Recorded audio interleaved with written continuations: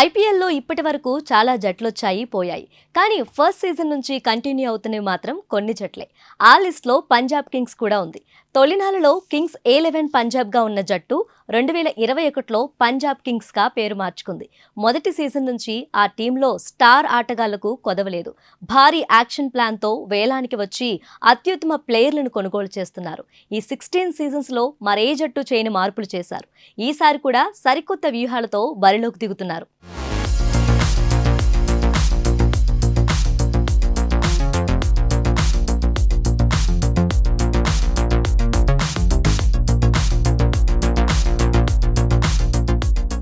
IPL ఆరంభం నుంచి ఉన్న పంజాబ్ అతి తక్కువ సార్లు ప్లే ఆఫ్స్ దశకు చేరింది.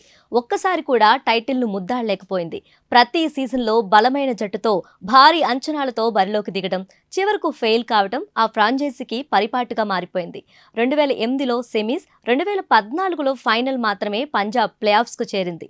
మిగతా 14 సీజన్లో ఒక్కసారి కూడా లీగ్ స్టేజ్ దాటలేక చతికిల పడిపోయింది.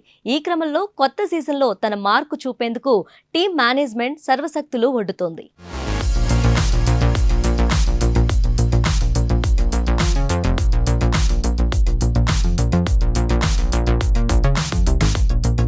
పంజాబ్ టీం చూసేందుకు బలంగా కనిపించినా గ్రౌండ్లో మాత్రం పరిస్థితి దానికి విరుద్ధంగా ఉంటుంది. ఆటగాళ్ల నిలకడలేమి, భారీ అంచనాలు ఉన్న ప్లేయర్లు సైతం తుస్సుమనడం ఆ టీంను దెబ్బతీస్తున్నాయి. అన్నిటికన్నా ముఖ్యంగా పంజాబ్కు నాణ్యమైన స్పిన్నర్ల కొరత ఉంది. గత సీజన్లో ఆ జట్టు స్పిన్నర్లు కేవలం 17 వికెట్లు మాత్రమే పడగొట్టారు. పార్ట్ టైం స్పిన్నర్లు ఉన్నా అనుభవజ్ఞులు లేని లోటు స్పష్టంగా కనిపిస్తుంది. దీంతో పాటు ఆ జట్టు నుంచి 4 విదేశీ ఆటగాళ్లను తుది జట్టులోకి ఎంచుకోవడం కూడా మరో తలనొప్పి.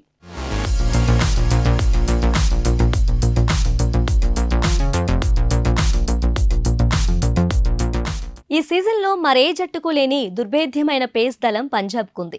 ఇప్పటికే ఆ టీంలో Rabada, Arshdeep Singh, Sam Curran, Nathan ఎలీస్లు ఉండగా వారికి హర్షల్ పటేల్, క్రిస్ వోక్స్లు తోడయ్యారు.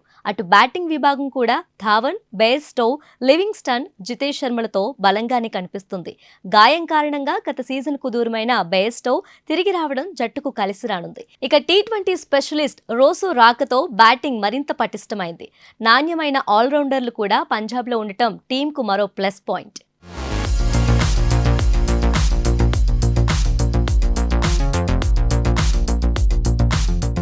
ఈసారి ఎట్టి పరిస్థితుల్లోనూ టైటిల్ గెలవాలనే పట్టుదలతో ఉన్న పంజాబ్ దానికి తగ్గట్లుగా వ్యూహాలకు పదును పెట్టింది.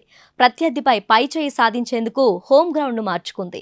ములాన్పూర్ స్టేడియాన్ని సొంత మైదానంగా ప్రకటించింది. గతంలో మొహాలీ స్టేడియం పంజాబ్ హోమ్ గ్రౌండ్గా ఉండేది.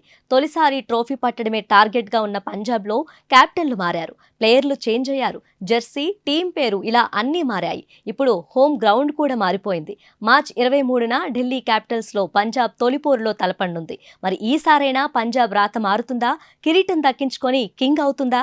ఈ ప్రశ్నలకు సమాధానం దొరకాలంటే మరికొన్నాళ్ళు ఆగాల్సిందే.